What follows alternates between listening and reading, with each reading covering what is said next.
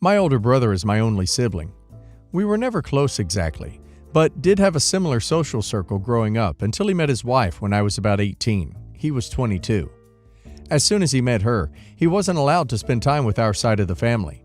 She controls his every action and gets angry if he so much as calls my mother. We're now in our 30s, and my husband and I had a daughter just over a year ago. She was planned. About 6 years prior, my sister-in-law had a miscarriage and struggled with infertility, so I knew this was a sensitive topic for her. I called him when I found out I was pregnant to give him a heads up that he may want to let her know in a gentle way. This was well before I went public with the info. He called me a few hours later asking if he could stay at my house. She was asking for a divorce because of my pregnancy and was kicking him out. They reconciled and stayed together, but he never came over to my house. Every little thing I've heard about their relationship from him and my parents is bad. Around this same time, it surfaced that she was cheating on him. He stayed. In the last year plus, he has had one interaction with my daughter when she was 4 months old, after incessant pestering from me and my mom, despite several attempts to get together. Now, I am moving to the other end of the country for my work. I reached out a few more times, with little to no response. When I told him I was moving and we should get together, his only response was, "Congrats." The next message a few weeks later was left unread. And I finally had enough and went off on him about how I tried to understand his wife's discomfort and tread lightly. But we're 20 months out from the pregnancy announcement, and I'm done trying. That, as far as I'm concerned, I don't have a brother, because his wife won't let him be a brother or an uncle. I removed both of them from my social media and am moving on, because it's breaking my heart to try over and over and just be ignored or shot down. She is an aunt to her best friend's 2 children, both born after her miscarriage, but won't let him be involved in his actual flesh and blood niece's life.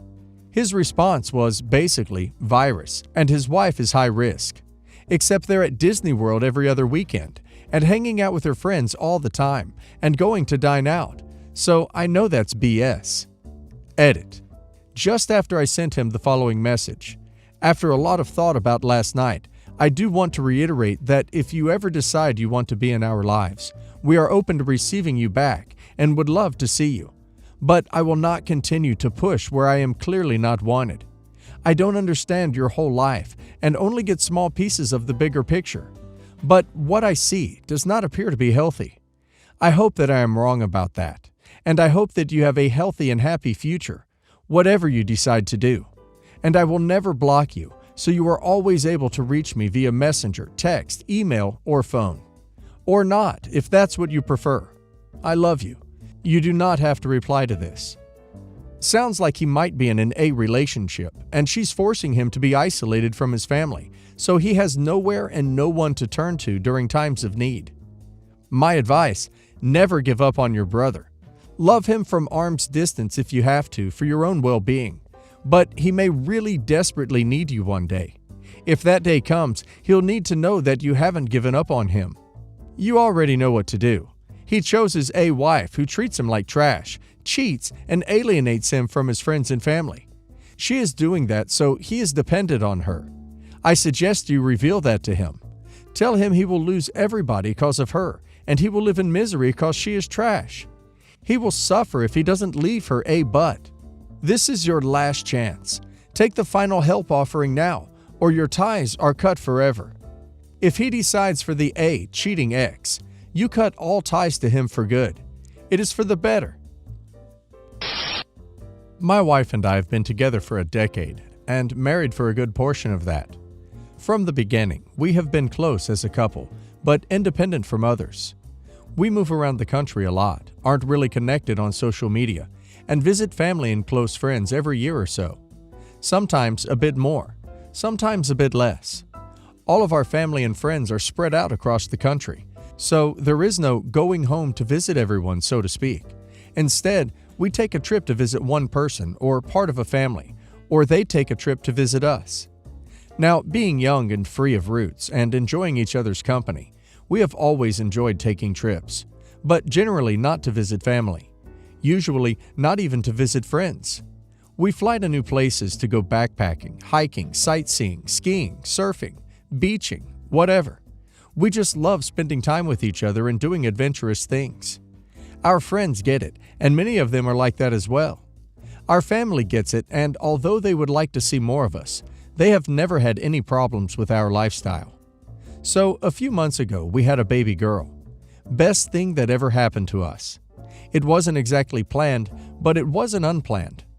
Our mindset leading up to the pregnancy can be summed up as something along the lines of, our crap is as together as it ever will be. We are getting a bit older. We will miss our independence and don't feel entirely prepared for parenthood, but definitely want to have a family and know we were up for the challenge. So we'll just be a little less careful, and if it happens, it happens. We also had talked extensively about having a child, and we were totally on the same page in terms of parenting styles, how we viewed our own relationship, post-child, etc. We always talked about how our relationship with each other would never take a backseat to our new child, and instead of finding space in our current-sized hearts for a child, making our hearts bigger so that the space for our own relationship would stay the same. That comes from both how we enjoy our own relationship and also from how important we both believe relationship modeling is to healthy child development. Interestingly, we never talked about how relationships and roles of people outside of the relationship would change with the addition of a child. Honestly, I think that we both just assumed that things would stay the same. We knew that we'd see family a lot more right when the baby was born, but I guess we assumed that after a while, things would go back to normal, just the way we liked it. Well, as you may be guessing, we were wrong about that last little bit. My wife's family lives very far away.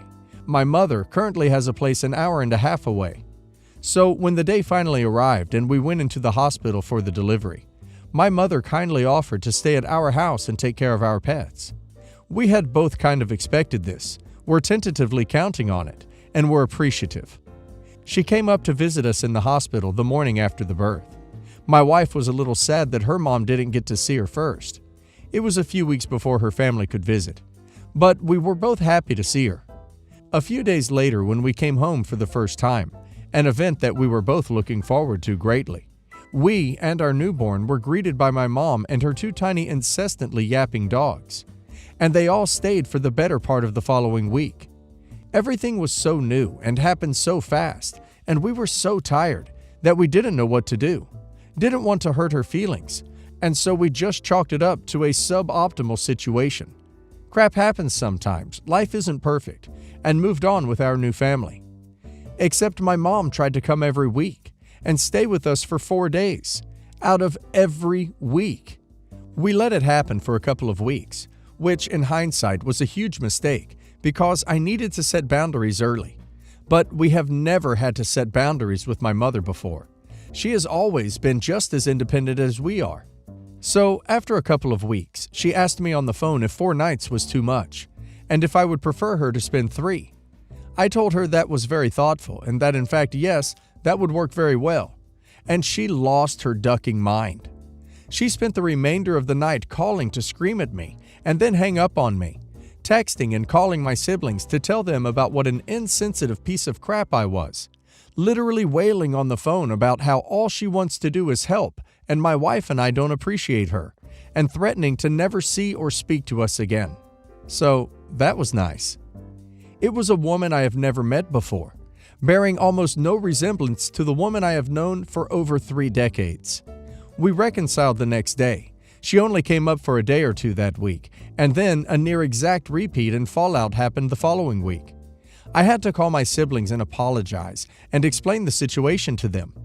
They all supported me, and all offered similar support along the lines of, "Yeah, I don't know what the hell is going on, but she is acting crazy. Sorry, bro." But wait, there's more. All of the time my mother is around, she pretty much pretends to be the mother of my child. If she isn't holding her, she is staring longingly at her and angrily at my wife or I.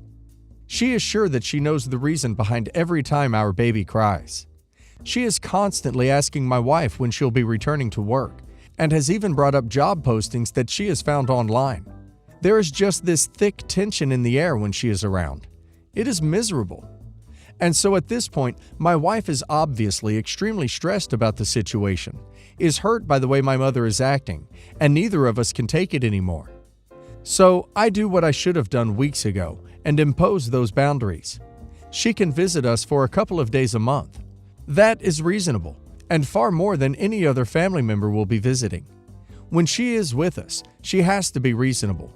She can't hold our baby for the entire time. She once secretly bottle-fed her, breast milk, so my daughter didn't need to breastfeed for a while longer, and that's obviously never ever going to happen again. And she can't pretend to have the solution to all of our daughter's problems all of the time. She has to stop telling my wife to go back to work. She doesn't have to, and neither of us want her to. And those are the rules that we have been following for the past few months. I think that we have been making progress. My mother is clearly trying to restrain herself, and I think is now acting like a doting grandparent as opposed to her old self, which can be summed up as a raging self-centered psychopath. Things are looking up. Except they aren't. My wife is miserable. She has anxiety attacks for a week leading up to my mother's visits, and for days after. She is visibly upset and unhappy whenever my mother is around. She stares blankly, walks ahead of us when we're out, and spends an excessive amount of time alone in our room. She cries and says that she hates my mother, never wants to see her again, and wants to move away. So here I am, trying to hold everything together, embarrassed by and not understanding the actions of both women, while wedges are being driven in between everyone, all of us, continuously. Also, while I have only described other people's faults and not my own, I'd like it to be known that I recognize my own contributions to this colossally ducked situation. I've always been accused of being cold and emotionally unavailable, and I'm sure that I have been in this situation as well. I should have recognized what was going on and imposed strict boundaries on my mother far, far earlier than I did. The other component is that my wife has changed a bit since the pregnancy. The woman who was adventurous and happy-go-lucky, who was concerned that I would still love her as much after the baby was born, has shifted her perspective and her priorities in a way that is hard for me to understand. When others hold our baby for too long, or are less interested in us and more interested in the baby, she is insulted and hurt, and feels defensive about her role as a mother. She complains a lot more. That sounds blunt, but it's true. She hardly ever complained before. And we have been through some crap, both voluntarily and not. Now, the second she stops complaining about a bug bite, she is complaining about a rash, and then about how our AC doesn't get cold enough, and then about how she hates the state we live in. Then, of course, about my mother. Then about how we don't have enough friends. Then about how we don't have enough money. Then about how she feels sick because she didn't eat enough food. Then about how she hates that our dog itches itself. Then about how she hates our neighbors. It is endless, and it is hard for me to rationalize because it is not who I know her to be. I want you all to know that my wife comes first in this, all day, every day. My mother's wants, needs, and satisfaction pale in comparison to the importance of my wife's, and she knows that. I say it out loud, and hopefully it shows through my actions. I am very, very far from perfect, but I try my best every day to be the best husband I can be for her.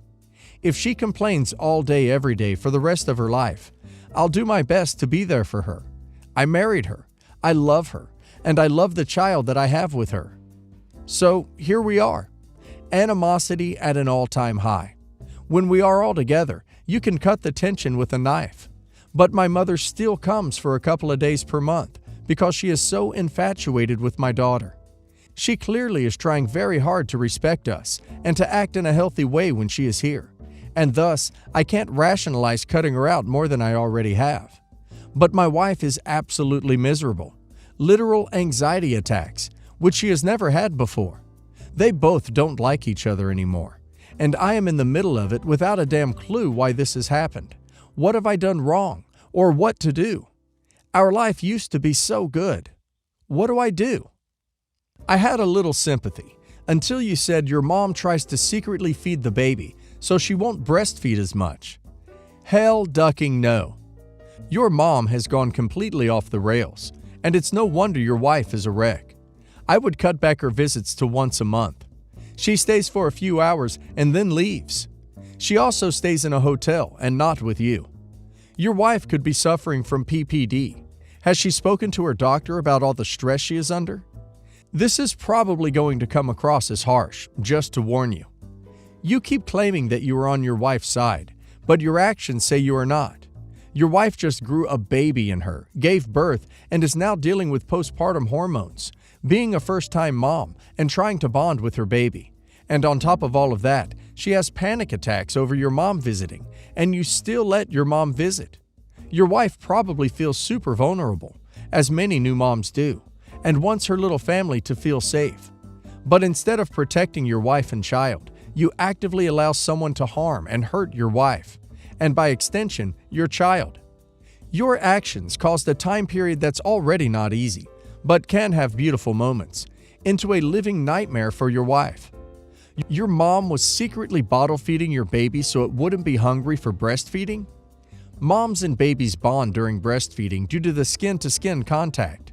She held the baby all day, preventing your wife from holding her baby. All of the actions your mom has taken regarding her behavior with the baby are actions that no sane woman who has had children would do. My best bet is that she was actively trying to prevent your wife from bonding with baby. Do you want to know why I think she wants your wife to go back to work? Because you would need childcare. Then your mom can swoop in, take care of the baby all day, and be mom to your child all day. It's the same reason she looks at both of you with anger when she can't hold the baby. She's jealous and wants to be the mom.